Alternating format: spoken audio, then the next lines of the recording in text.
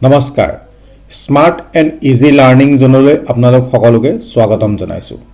জ্ঞান সচেতনতা আৰু শিক্ষা এই চেনেলটোৰ মূল উদ্দেশ্য মই বিষয়বোৰ অতি সহজ ভাষাত বুজাবলৈ চেষ্টা কৰোঁ এনে ধৰণৰ ভিডিঅ'বোৰ পাই থাকিবৰ বাবে মোৰ চেনেলটো লাইক কৰিব সাবস্ক্ৰাইব কৰিব আৰু অল সিলেক্ট কৰিবলৈ নাপাহৰিব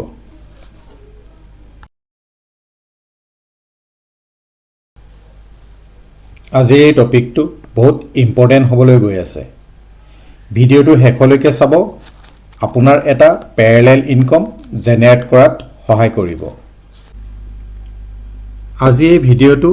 তিনিটা ক্যাটাগৰীত ভাগ কৰা হৈছে কম্পেয়াৰ কৰি চাম ষ্টকত ট্ৰেডিং কৰিম নে ইটিএফত ট্ৰেডিং কৰিম আৰু এটা ভাল ষ্ট্ৰেটেজি শিকিম যাৰ জৰিয়তে আমি ইটিএফত ইনভেষ্ট কৰিলে এটা ভাল প্ৰফিট জেনাৰেট কৰি থাকিব পাৰো আৰু পাঁচটা বেষ্ট ইটিএফৰ নাম আমি জানিম আৰু কোনটোত বৰ্তমান ট্ৰেড কৰিব নালাগে হেতু শিকিম আহক নিফটি 50 বিষয়ে অলপ জানি লওঁ দেখৰ টপ 50 টা কোম্পানী লগ লাগি নিফটি 50 ইনডেক্স হৈছে আমি নিফটি 50 ক অফিচিয়ালি নিফটি 50 ইনডেক্স বুলি কওঁ আৰু এই টপ 50 টা কোম্পানী তাহাতৰ পাৰফৰম্যান্স অনুযায়ী নিফটি 50 লিষ্টৰ পৰা ওলোৱা হমোৱা কৰি থাকে আজি আপুনি যদি চাই দেখৰ টপ 50 টা কোম্পানীয়ে নিফটি 50 ত লিস্টেড হৈ থকা পাব এবছৰৰ পিছতো চালে টপ 50 টা কোম্পানীয়ে পাব নিফটি 50 ত ডাইৰেক্টলি ট্ৰেড কৰিব নোৱাৰি এফএনৰ জৰিয়তেহে আমি ট্ৰেড কৰিব পাৰিম আৰু মিউচুৱেল ফাণ্ডৰ জৰিয়তে আমি নিফটি 50 ত ইনভেষ্ট কৰিব পাৰিম এতিয়া হক ইটিএফৰ বিষয়ে অলপ জানি লওঁ ইটিএফ মানে হৈছে exchange traded fund sector wise ETF বেলেগ বেলেগ হয় Nifty 50 ETF ETF IT ETF gold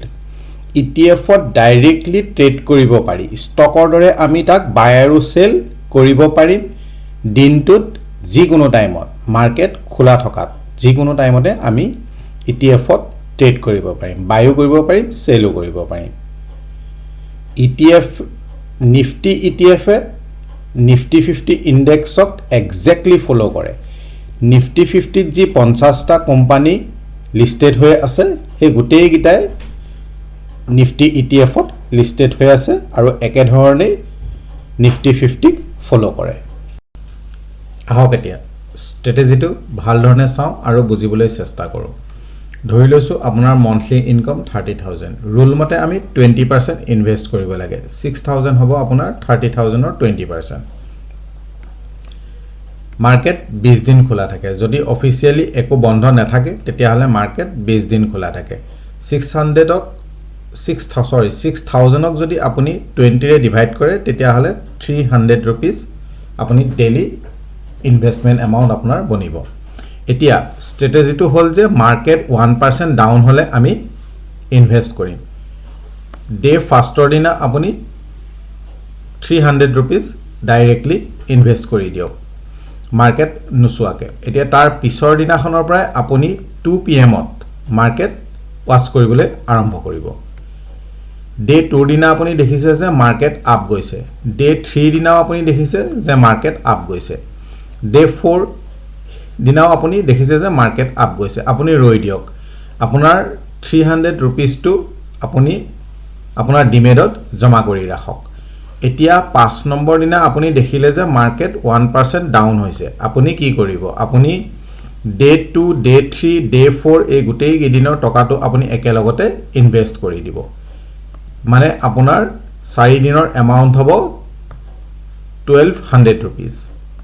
আপুনি 1200 rupees একেলগতে ইনভেষ্ট কৰি দিয়ক আপুনি এনে ধৰণে যদি আপুনি এবছৰলৈকে কৰে আপুনি দেখিব যে আপোনাৰ পোৰ্টফলিওত ভাল এমাউন্ট এটা জমা হৈছে আপুনি পাৰ্সেন্টেজ ওয়াইজ ভাল ৰিটাৰ্ণ আৰ্ন কৰিব পাৰিব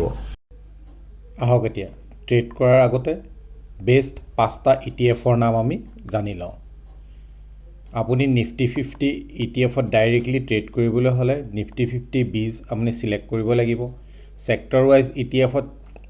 ইনভেষ্ট কৰিবলৈ হলে আপুনি PSU 20 ETF IT sector IT 20 commodity ETF gold আৰু সিলভাৰত আপুনি ইনভেষ্ট কৰিব পাৰিব আৰু গ্লোবেলি যদি আপুনি চাই তেতিয়াহ'লে মেফেং আৰু মনো 100ত আপুনি ইনভেষ্ট কৰিব পাৰিব বেষ্ট ETF হয় আৰু 5 নম্বৰতে বন্ড ETF গভৰ্ণমেণ্ট ETF হয় বৰ্তমান ট্ৰেড কৰিব নালাগে ইয়াৰ বিষয়ে জানিবলগীয়া বহু কথা থাকে এতিয়া কথাটো হ'ল ভিডিঅ'টো যদি আপোনালোকৰ ভাল লাগিছে ষ্ট্ৰেটেজিটো যদি আপোনালোকৰ পছন্দ হৈছে